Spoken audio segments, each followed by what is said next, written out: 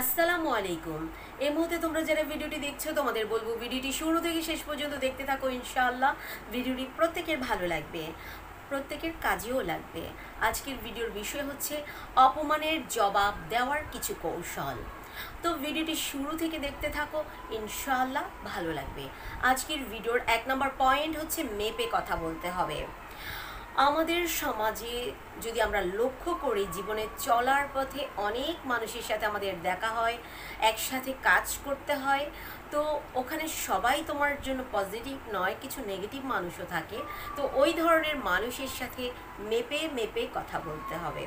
এমন কোনো কথা বলা যাবে না যেটা নিয়ে তোমাকে পরবর্তীতে লজ্জায় পড়তে হয়। তো নেগেটিভ মানুষের সাথে অলওয়েজ মেপে মেপে কথা বলার চেষ্টা করতে হবে। নাম্বার 2, দেখেও না দেখার ভান করতে হবে। কারণ তুমি একটা প্রতিষ্ঠানে কাজ করছো, এমন কিছু মানুষ থাকবে যারা হয়তো তোমাকে খোঁচা দেওয়ার চেষ্টা করবে। তো ওই ধরনের মানুষগুলোকে সব সময় দেখেও না দেখার ভান করে চলার চেষ্টা করতে হবে। নাম্বার 3, খারাপ ব্যবহার করা যাবে না। আমাদের সমাজে এমন কিছু মানুষ আছে যারা তোমার সাথে কারণে অকারণে দেখা যাবে ঝগড়া তৈরি করার চেষ্টা করবে, একটা খারাপ সম্পর্ক তৈরি করার চেষ্টা করবে, বা তোমার সাথে খারাপ আচরণ ব্যবহার করার চেষ্টা করবে। তো কেউ যদি তোমার সাথে খারাপ ব্যবহার করে, সব সময় চিন্তা করবে যে কেউ তোমার সাথে খারাপ ব্যবহার করছে বলে তুমিও তার সাথে খারাপ ব্যবহার করবে, এমনটা করা যাবে না। তুমি তোমার সর্বোচ্চ সুন্দর ব্যবহারটুকু দেখাবে, কারণ ওই ব্যক্তি তখন এমনিতেই লজ্জায় পড়ে যাবে। নাম্বার 4, নিজের আচরণকে নিয়ন্ত্রণ করতে হবে। কারণ হচ্ছে যে আমাদের সমাজে কিছু খুব খুব খারাপ মন মানসিকতার মানুষ আছে, যারা সাধারণত খুব খারাপ আচরণ করে, তার বিহেভিয়ার খুব খারাপ করে, যার জন্য অনেক সময় হয়তো আমরা রেগে যাই, আমরাও আমাদের আচরণকে খারাপ করার চেষ্টা করি।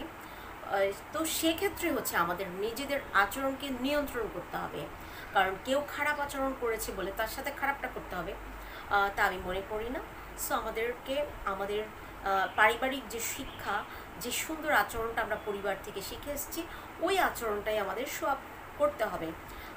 খারাপ আচরণটাকে আমরা বর্জন করব, খারাপ আচরণ আমরা করব না। নাম্বার 5 হচ্ছে নিজেকে দোষী ভাবা যাবে না।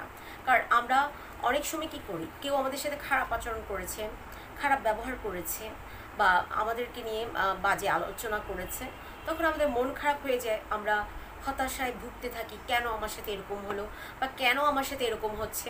তো এরকম ভাবার কোনো কারণ নেই। যার খারাপ আচরণ করার মন মানসিকতা, সে করবেই। আমি আমার সর্বোচ্চটুকু দিয়ে চেষ্টা করব ভালো আচরণটাকে দেখানোর, ভালো আচরণ করার চেষ্টা করব। কারণ হচ্ছে আমি সফল হতে চাই, আমি জিতে যেতে চাই, আমি আমার পরিকল্পনাকে সফল করব। এই মন মানসিকতা আমার মধ্যে তৈরি করতে হবে।